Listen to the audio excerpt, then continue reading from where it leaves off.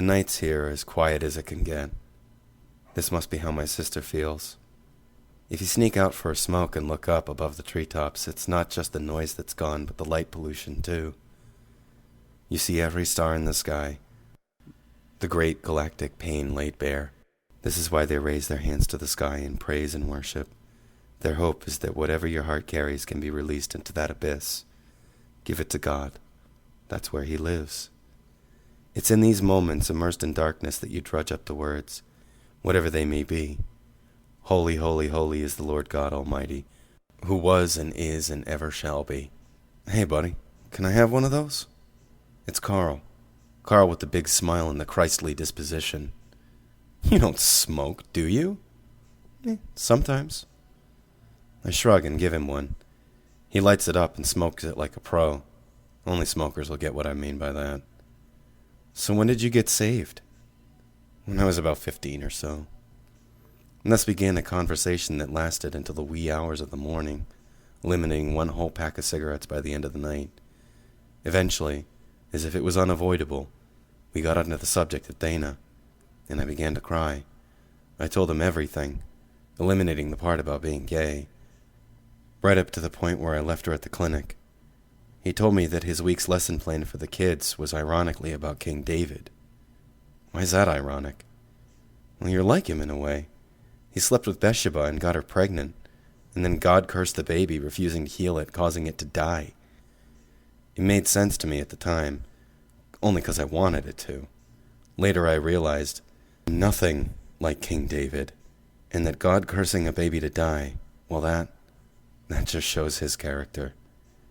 I looked at everything as signs from God, and I cried. We prayed and we talked about the Lord of the Rings, laughing and jesting at all the things we had in common. He asked me to be more involved, and after that, I spent the week actually helping with the kids, something I didn't see coming. I arranged games and watched them to make sure they were being good, in the capacity that I could. And then there was Mother. The one we called Mother. Imagine a woman so sweet she sends you into diabetic coma. Nothing brings her down. Who always looks to Christ for happiness. A woman so happy in salvation you couldn't bring her down with any atheistic argument. She was the center of the camp for the young adults, but especially for the children. By the fire, we sang all the old songs. I can't really pin down the moment when I decided to be a father. That I could be a father. I thought about Dana's kid again, and how he was a good kid. But that week added to it. I grew up. I began to ignore my homosexuality, obviously to my detriment.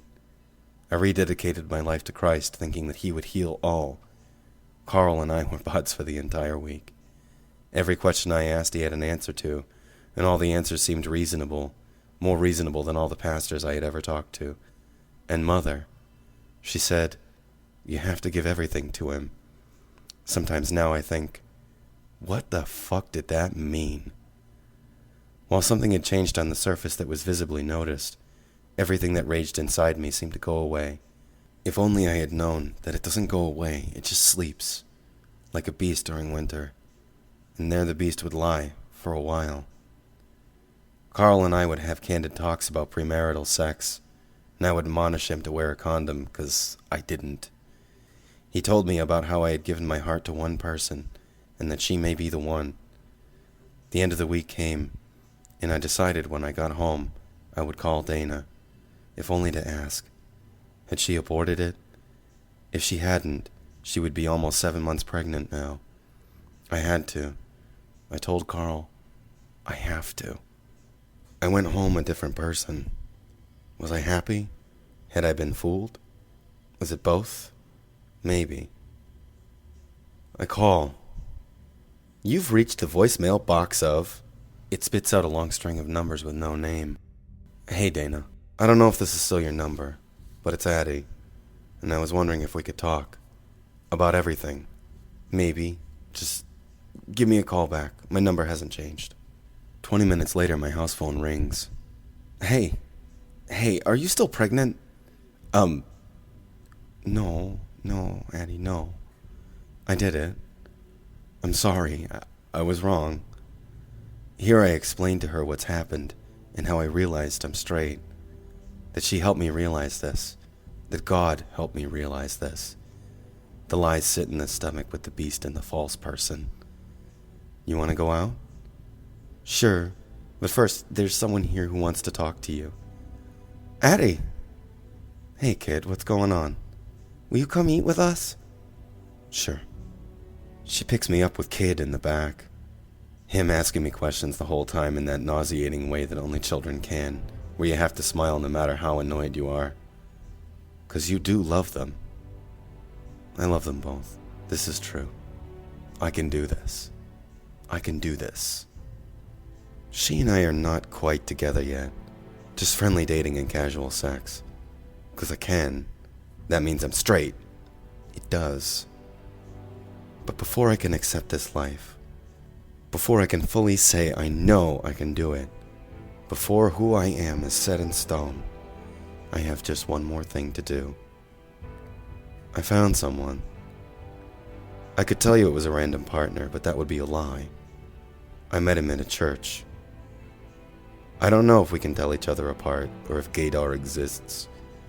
I don't know if we give off a scent or something like that, but he noticed me, sitting there in the pew alone, listening to a pastor give an ironic speech about what marriage really means and where our votes should lie. I was worried. Did I scream it? Everyone else around me seemed to be ignorant, like I had discovered a camp. In adult Bible class, I was a card. They liked me, and they were fooled. But not him. He was no fool. He asked me out for lunch after Bible study, and I told him no. I knew what he wanted, even without asking. He didn't want lunch. Lunch was a euphemism for whatever your dirty minds can imagine.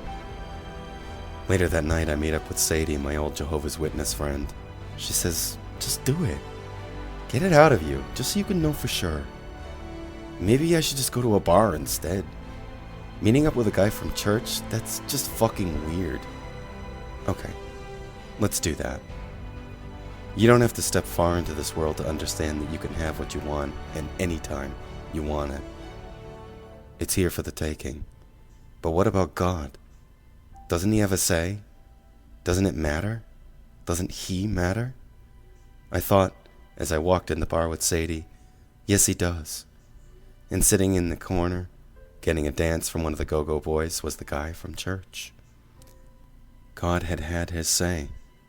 Seeing things in signs means you're seeing things how you want to. He smiled at me. I left with him while Sadie waved me on. Be safe, she mouths from across the bar. I went to his place and did the things under lock and key that judging eyes and beating fists cannot understand. Hours later, I leave. I made my decision. I only saw him once again thereafter, and at that, it was only a glance and remembrance. I know who you really are, his eyes said. You can't hide from me. From us.